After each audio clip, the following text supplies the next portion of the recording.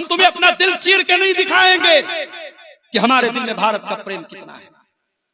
इस देश की धरती को हमारे उलमा ने, हमारे पुरखों ने, हमारे बाप दादा ने अपने खून को कुर्बान करके इस देश को अंग्रेजों के चंगुल से आजाद किया है। हमें तुम्हें कोई सर्टिफिकेट देने की जरूरत नहीं है।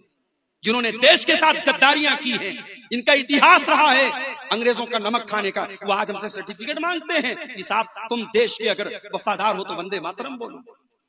कान खोल के सुनो, मुसलमान इस देश का वफादार था और है और रहेगा, और जो इस देश के इसके साथ गद्दारी करता है वो न भारत का कहलाने के लायक है, न मुसलमान कहलाने का।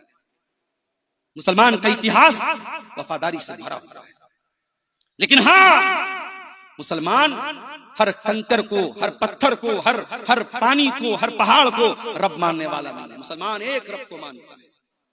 मुसलमान नमाज पढ़ता है, 5 टाइम की नमाज में 17 बार वो अल्लाह के सामने ये कमिटमेंट करता है, ये इकरार करता है, इय्याका नअबुदु व इय्याका नस्तईन। ऐ अल्लाह, हम उपासना करते हैं तो तेरी करते हैं, हम पूजा करते हैं तो तेरी करते हैं, हम मुश्किल कुशा मानते हैं तो तुझको मानते हैं, हम संकट मोचक मानते हैं तो तुझको मानते हैं, हम बीमारी से शिफा देने वाला मानते हैं तो तुझे मानते हैं, हम औलाद देने वाला मानते हैं तो तुझे मानते हैं। इय्याका नअबुदु व इय्याका नस्तईन। ऐ अल्लाह, हम मदद मांगते हैं तो तुझसे मांगते हैं, हमें देने वाला तू है, हमारी पूजा और इबादत के लायक तू है।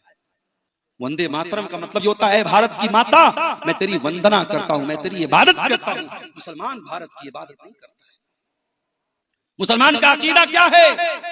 मैं तेरी मोहब्बत में गिरफ्तार हूं, लेकिन मैं तेरी मोहब्बत में गिरफ्तार हूं, लेकिन मैं तुझको खुदा समझूं ये इम्कान नहीं है। ऐ भारत की सरजमीन, हम तुझसे बहुत प्रेम करते हैं, बहुत प्यार करते हैं। मैं तुझसे प्रेम तो करता हूं, मैं तुझसे प्यार तो करता हूं, लेकिन ऐ भारत, मैं तुझको अपना रब मान लूं, मैं तुझको अपना खुदा मान लूं, ये नहीं हो सकता। मैं ला इलाहा इल्लल्लाह का कलमा पढ़ने वाला हूं, मैं एक अल्लाह के सिवा किसी और को अपना रब नहीं मान सकता, किसी और को अपना खुदा नहीं मान सकता। ये है इस्लाम। और मेरे प्यारे साथियों, यही तौहीद की शिक्षा और यही तौहीद की तालीम आपको अपने बच्चों को देता है। हजरत लुकमान अपने बच्चे को नसीहत कर रहे हैं, समझा रहे हैं और कहते हैं, ऐ मेरे बच्चे, अल्लाह के साथ कभी शिर्क मत करना। दुनिया का सबसे बड़ा पाप ये है कि तू अल्लाह के साथ शिर्क करे।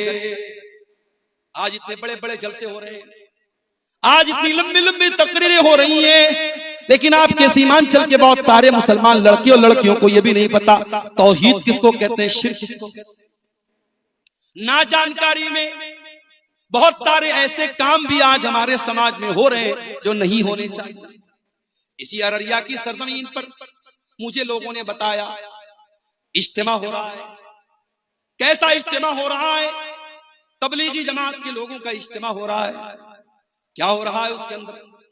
कभी आप गौर कीजिएगा, उस तबलीगी जमात के इज्तिमा में कभी तौहीद पर बात नहीं होगी, कभी अकीदे पर बात नहीं होगी, कभी शिर्क को शिर्क नहीं कहा जाएगा, कभी बिदअत को बिदअत नहीं कहा जाएगा। उसमें सिर्फ मीठी मीठी बातें बताई जाएंगी। नमाज पढ़ो, छोटों से प्यार करो, बड़ों का एहतराम करो, सच बोलो, वादा खिलाफी मत करो। मीठी मीठी बातें बताई जाएंगी, कड़वी बात कोई नहीं बताई जाएगी। माफ करना मेरे प्यारे साथियों, इस्लाम सिर्फ मीठी मीठी बातों का नाम नहीं है। इस्लाम में कड़वे प्याले भी आपको पीने पड़ेंगे। इस्लाम सिर्फ ये नहीं सिखाता है कि तुम अखलाक को अच्छा कर लो, तुम नमाज को पढ़ लो। इस्लाम ये भी कहता है तुम शिर्क मत करो, तुम बिदअत मत करो, तुम अल्लाह को छोड़ के किसी और के दर पे न जाओ, तुम अल्लाह का दर्जा किसी और को न दो, तुम नबी का दर्जा किसी और को। और तबलीगी जमात के इज्तिमा में बहुत सारे ऐसे अज़कार भी बताए जाते हैं जो बिदअत पर मुश्तमिल होते हैं, गलत होते हैं, फर्जी होते हैं, और उनको अवाम में फैलाया जाता है, प्रमोट किया जाता है।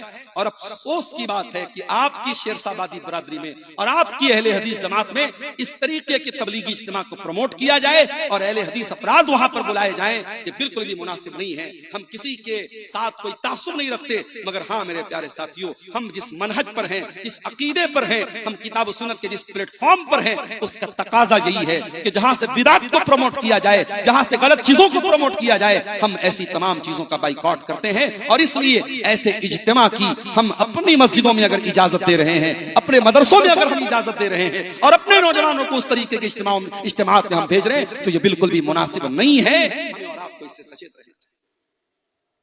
नबियों ने यही काम किया, अपने बच्चों को उन्होंने सबसे पहले अकीदे का पाठ पढ़ाया।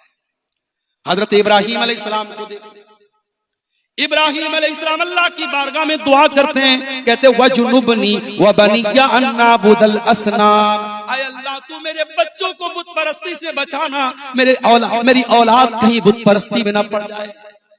ऐसी सीमांचल के मुसलमानों, तुमने अगर अपने बच्चों की चिंता नहीं की, उनको तौहीद का पाठ नहीं पढ़ाया, उनको कुरान और हदीस का पाठ नहीं पढ़ाया, उनको सही तरीके पर नमाज पढ़ना नहीं सिखाया, आने वाला जमाना बड़ा नाजुक है। उनको कोई अपने रंग में रंग देगा, कोई अपनी विचारधारा में लपेट लेगा, कोई अपने मसलक और अकीदे में लपेट लेगा। अपने बच्चों का ईमान बचा के चलो, अपने बच्चों को तौहीद सिखा के चलो, अपने बच्चों को सही तरीके पर नमाज सिखाते हुए चलो।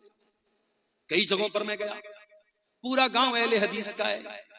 बच्चा मुझसे मुसाफा करने आया, बच्चे ने दोनों हाथ से मुसाफा किया। मैंने पूछा भाई ये कौन सा गांव है? लोगों ने बताया मौलाना साहब ये पूरा गांव अहले हदीसों का गांव है, शेरशाबादी गांव। मैंने कहा बच्चा दोनों हाथ से मुसाफा क्यों कर रहा है? क्या इसको ये नहीं बताया गया कि सुन्नत तरीका ये है एक हाथ से मुसाफा किया जाए? लोगों ने कहा मौलाना साहब इसके बाप फला जगह रहते हैं, वहां 2 हाथ से मुसाफा का रिवाज है, वहीं ये बच्चा भी रहता है, इसलिए वहीं से वो चीज सीख करके आया। आपके बच्चे, आप उनको कुछ बताएं या ना बताएं, आपके समाज में जो प्रचलित है, जो चल रहा है, जो हो रहा है, बच्चे उसी से सीखते हैं मेरे प्यारे साथी। अगर आपके समाज में लड़कियां पर्दा नहीं करेंगी, अगर आपके समाज में लड़की नकाब में नहीं निकलेगी, तो आपकी बेटी भी जब जवान होगी वो घर से बगैर नकाब के निकलेगी। उसको बताना नहीं पड़ेगा, समाज में जो चल रहा है आपकी बेटी भी उसी से प्रभावित हो जाएगी, उसी से मुतासिर हो जाएगी। इसलिए मेरे प्यारे साथियों, समाज में क्या चल रहा है ये मत देखो, अल्लाह क्या चाहता है, रसूल क्या चाहते हैं, वही अपने बच्चों को बताओ और सिखाओ। हजरत इब्राहिम अलैहिस्सलाम अल्लाह से दुआ करते हैं वजुनुबनी व बनिया अन नाबुदल असनाम, ऐ अल्लाह तू मेरे बच्चों को बुत परस्ती से बचा ले। आपके मरने का टाइम आता है, आप अपने बच्चों को बुलाते हैं, मैं इतनी जमीन छोड़ के जा रहा हूं, इतना खेत छोड़ के जा रहा हूं। जमीन के बारे में वसीयत करके जाते हैं, खेतों के बारे में वसीयत करके जाते हैं, अपने बच्चों को जमीन और जायदाद के बारे में बता के जाते हैं। आओ, अल्लाह का एक नबी भी इंतकाल करने वाला है, उस नबी का नाम याकूब अलैहिस्सलाम है। अम कुंतुम शुहदा इज़ हदर याकूब अल मौत, याद करो जब याकूब की मौत का टाइम आ गया। इज़ क़ाला लिबनीही, जब याकूब अलैहिस्सलाम ने अपने 12 बेटों को बुलाया, उनके 12 बेटे थे, उनके 12 बेटे थे और एक बेटे का नाम यूसुफ था। उन्हीं के 12 बेटों को बनी इसराइल कहा जाता है। याकूब अलैहिस्सलाम का दूसरा नाम इसराइल था, उन्हीं के 12 बेटों को बनी इसराइल कहा जाता है। याकूब अलैहिस्सलाम का आखिरी टाइम है, अंतिम समय है, मृत्यु का समय है, मौत का टाइम है। अपने 12 बेटों से जो चारपाई के आसपास खड़े हैं, हजरत याकूब क्या पूछते हैं? ये नहीं पूछते मेरे बच्चों मेरे खेत का क्या करोगे, मेरे घर का क्या करोगे, मेरी जायदाद का क्या करोगे। पूछते माताबुदून मिन बादी, ऐ मेरे बच्चों तुम मेरे बाद किसकी इबादत करोगे, किसके आगे सर झुकाओगे, किससे दुआ करोगे, किसके आगे अपना माथा टेकोगे। माताबुदून बादी, ऐ मेरे बच्चों तुम मेरे बाद किसकी इबादत करोगे। कालू नाबुदु इलाहका व इलाह आबाइका इब्राहीम व इस्माइल व इसहाक इलाहन वाहिदा। 12 के 12 बेटे कहते अब्बा जान आप चिंता न करें, आप टेंशन न लें, आप फिक्र न करें, हम उसी एक अल्लाह की इबादत करेंगे जिसकी इबादत आप करते हैं और जिसकी इबादत हमारे बाप दादा इब्राहिम करते थे, इस्माइल करते थे, इसहाक करते थे। आपने कभी बताया अपने बच्चों को किसकी इबादत करनी चाहिए? कभी बताया अपने बच्चों को शिर्क क्या है, तौहीद क्या है? नहीं बताया मेरे प्यारे।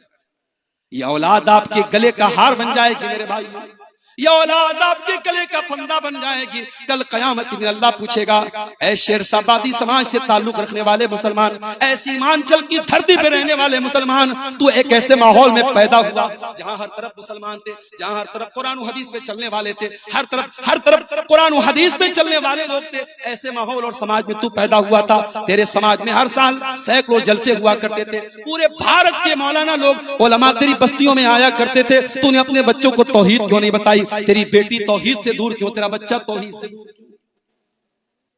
जानते हो तौहीद क्या है? आओ तौहीद की झलक आपको बता देता हूं। अल्लाह के प्यारे नबी अपने चचा के बेटे अब्दुल्ला बिन अब्बास से, अब्दुल्ला बिन अब्बास कौन थे? नबी के चचा के बेटे थे। और अल्लाह के प्यारे नबी जब रात में नमाज पढ़ने के लिए उठते थे, अब्दुल्ला बिन अब्बास वजू का पानी लाके देते थे। ओ लोगों, तुम्हारे गांव में उलमा आ जाते हैं, तुम अपने बच्चों को उलमा से मिलाते तक नहीं हो। अरे गांव में कोई बाहर से आलिम आ जाए, बच्चे को लेके पहुंचो, बच्चे से कहो बेटा मौलाना को सलाम करो, मौलाना से मुसाफा करो। अपने बच्चों के दिल में उलमा का एहतराम भी पैदा करो। ये हमको नबी ने सिखाया, ये सहाबा ने सिखाया। रात का वक्त है, अल्लाह के प्यारे नबी तहज्जुद की नमाज के लिए खड़े हो रहे हैं और अब्दुल्ला बिन अब्बास वजू का पानी लेके आ रहे हैं। नबी ने पूछा, ये पानी कौन लाया? किसी ने कहा, अल्लाह के नबी ये पानी अब्दुल्ला बिन अब्बास लेके आया। रात का वक्त है, कबूलियत का वक्त है। अल्लाह के नबी दुआ करते हैं, अल्लाहुम्मा अल्लिमहुल कुरान। ऐ अल्लाह तो इब्ने अब्बास को कुरान का आलिम बना दे। ऐ अल्लाह तो इस बच्चे को कुरान का आलिम बना दे। नबी की दुआ थी, रात का वक्त था, रात का सन्नाटा था, अल्लाह ने ये दुआ कबूल कर ली। और आज कुरान की कोई भी तफसीर उठा के देख लो, कुरान की हर आयत में अगर सबसे ज्यादा किसी की तफसीर आपको मिलेगी, सबसे ज्यादा किसी का कौल आपको मिलेगा,